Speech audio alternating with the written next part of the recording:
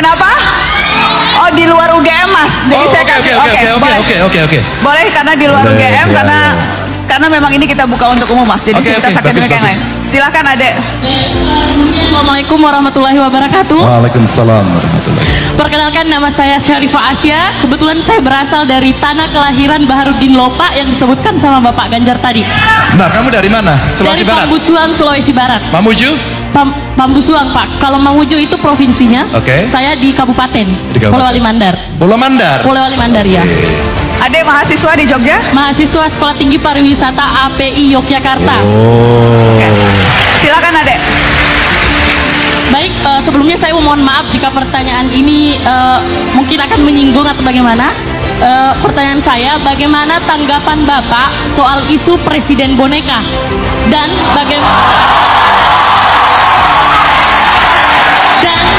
tanggapan Bapak mengenai citra PDIP di mata masyarakat saat ini yang kita tahu tanda kutip selalu jadi bahan ejekan di sosial media.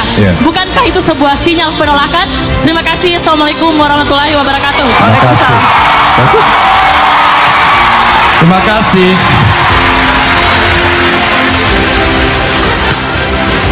Presiden adalah presiden.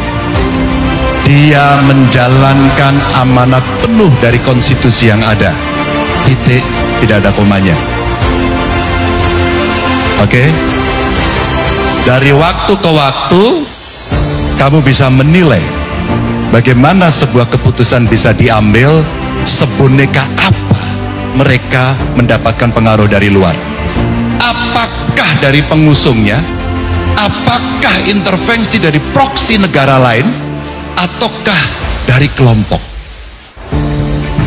Kalau kemudian satu persatu bisa diperbandingkan, maka penilaian itu akan bisa kamu dapatkan. Tapi presiden adalah orang yang disumpah untuk menjalankan konstitusi. Dia punya independensi penuh.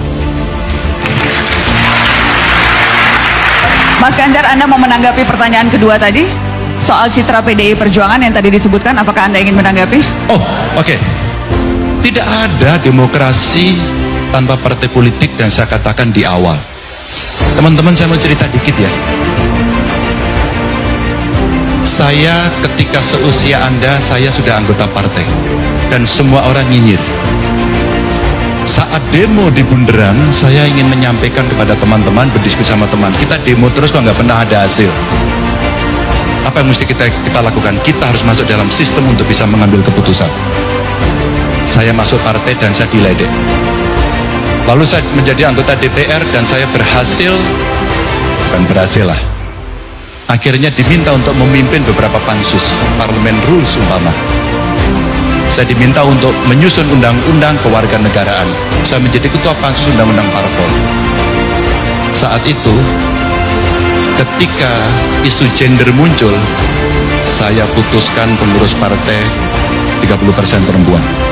Karena saya ada di situ dan dengan tangan saya putuskan. Manfaat. Saya sekolah di UGM, saya tidak pernah lupa akan sejarah UGM, bagaimana keraton, kampus, dan kampung itu jadi satu. Pada saat itulah peran Sri Sultan Hamengkubuwono IX besarnya minta ampun. Beberapa partai tidak setuju undang-undang keistimewaan. 10 menit saya putuskan ketua panjanya namanya Ganjar Pranowo. Sejak putusan itu, undang-undang keistimewaan lahir setelah belasan tahun tidak pernah putus. 2. 3. Saya akan jadi gubernur. Dipercaya oleh masyarakat. Saya hanya minta satu saja. Halo? Saya hanya minta satu saja. Karena saya juga pengagum Baharudin Lopa, saya hanya minta satu, tidak ada korupsi. Maaf, kemarin di UI saya ceritakan, saya harus mencopot 2 kepala dinas saya karena terindikasi korupsi, dan dia ngaku sebelum pengadilan, karena saya harus berani memutuskan itu tanpa menunggu. Anti korupsi. Keempat, baik. Ketika tadi saya ceritakan ke Mbak Nana dan audiens, saya dari keluarga tidak mampu deh. Bagaimana agar anak-anak itu bisa bersekolah? bagaimana dia bisa mengakses pendidikan. Dia dari keluarga tidak mampu. Saya keluarkan APBD, menanggung biaya mereka penuh 100%. Mereka di Jepang, mereka di Korea, mereka di perusahaan besar, dan dia jadi tulang punggung keluarganya untuk mengentaskan kemiskinan karena keputusan itu. Dan saya anggota PDI Perjuangan, dan hari ini Anda boleh menilai saya, apakah saya bisa berpihak pada wong cilik Simarhen itu. Terima kasih Mas Ganjar.